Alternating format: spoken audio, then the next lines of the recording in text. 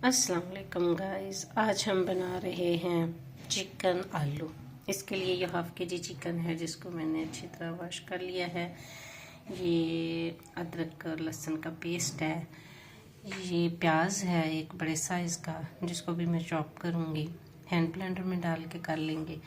और ये हाफ़ के जी आलू है।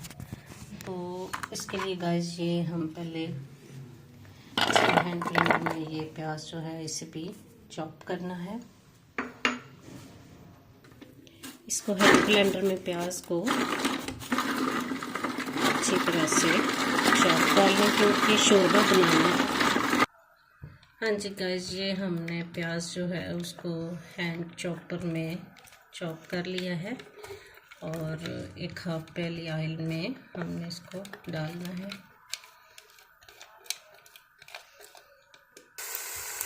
हाँ जी, ये हमारा प्याज जो है वो जब तक थोड़ा ब्राउन नहीं होता हम इसमें चिकन ऐड नहीं करेंगे। हाँ जी गाइस, ये मैंने इसलिए चॉप इतना किया था कि चूँकि हमने चिकन आलू का शोरबा बनाना है तो शोरबे में अगर प्याज नज़र आए तो अच्छा नहीं लगता, इसलिए मैंने इसको इस तरह से बारीक चॉप काट लिया है। ये देखें अब लाइट ब्राउन होने लगा है। ऐसे में मैं इसमें लहसुन और अदरक पेस्ट शामिल करूँगी। ये अदरक लहसुन पेस्ट है 2 से 2.5 टेबल स्पून।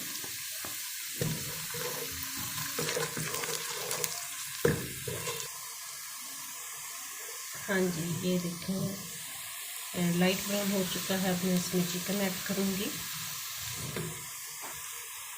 ये चिकन ऐड कर दूँ।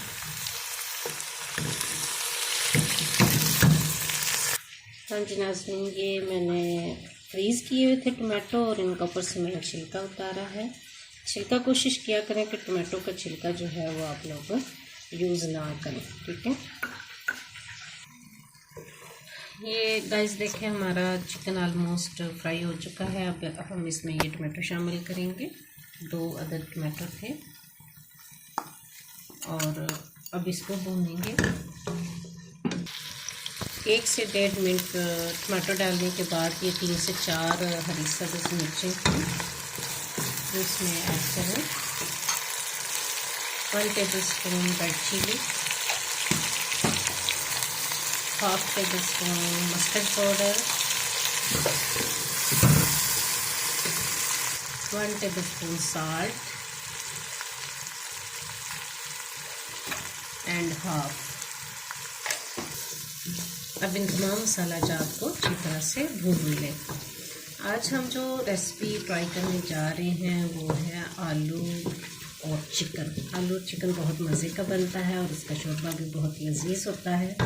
यकीनन आपने खाया भी होगा, बनाया भी होगा, लेकिन आज इजी टू कुक इसरा के साथ आप कनेक्ट रहिएगा और देखिएगा कि ये रेसिपी कैसी बन रही है।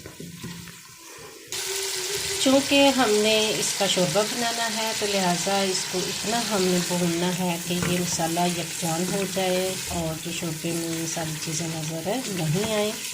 तो लिहाजा ज़रा 3 से 4 मिनट इसको अच्छी तरह से भून लें। हाँ जी गाइस, ये देखें अब कोई अगर थोड़ी बहुत कमी इसकी बुनाई में रह गई है तो हम पोटैटो डालते हैं और उसके साथ ये भुना जाएगा तो मज़ीद जो है ये मिक्स हो जाए। हाँ, पोटैटो मैंने शामिल कर दिए हैं। अब ये के साथ भुनेंगे। इस तरह से हमारा चिकन और आलू बहुत मज़े का तैयार हो जाएगा। आप ज़रूर ट्राई कीजिएगा और मुझे बताइएगा कि आप किस जगह से मुझे कमेंट्स कर रहे हैं, मुझे देख रहे हैं। मुझे फॉलो कीजिए, मेरी रेसिपीज़ को लाइक कीजिए, शेयर कीजिए और सब्सक्राइब भी ज़रूर कीजिए। हाँ जी गाइस, ये देखें हमारे आलू और चिकन अच्छी तरह बन चुके हैं और इसकी निशानी ये है कि जब ऐसे चम्मच करें तो चम्मच के साथ कोई मसाला नहीं आता। शोरबा बनाना हो तो यही एक टिप है कि इतना भूनें कि भूनने के बाद जब हम चम्मच ऊपर लाएं तो इसके साथ कोई मसाला ना आए, तो वही शोरबा मज़े का होता है। इसके साथ ही मैं ये मसाला है जो पिसा हुआ है वो 1/2 टेबल स्पून डालूँगी इसमें। अब इसमें पानी ऐड करने लगी हूँ जो कि आलू को भी गलाएगा और फिर शोरबा भी हमने बनाना है। 2 से 3 गिलास हम इसमें पानी ऐड करेंगे और अब इसे कवर कर दें ताकि ये गल जाए। एक 5 से 7 मिनट में ये आलू और चिकन गल जाएंगे। गाइस ये मैंने फ्रेश कोरिएंडर जो है उसको काट के तो इसको इस डिब्बे में रखा हुआ है, जिससे मेरे 2 से 4 दिन गुजर जाते हैं और मेरे लिए आसानी भी हो जाती है। आप भी ऐसे कर सकते हैं। तो अब मैं इसी में से डालूँगी अभी थोड़ी देर बाद। अब मैं इस पे फ्रेश कोरिएंडर शामिल करूँगी। ये देखें कितना मज़े का लग रहा है, वाह। जब हम इसमें ये डालते हैं हंडिया में तो क्या ही लुक आती है। हाँ जी गाइस, ये हमारा चिकन आलू तैयार है। अब हम इसे डिश आउट करते हैं। हाँ जी, ये अब हमारा आलू चिकन तैयार है। इस दुआ के साथ कि शाद रहिए, आबाद रहिए, अपनी ज़िंदगी में आज़ाद रहिए। फिर मिलेंगे एक नई रेसिपी के साथ और आप भी जुड़िए रहिएगा इजी टू कुक विद इसरा।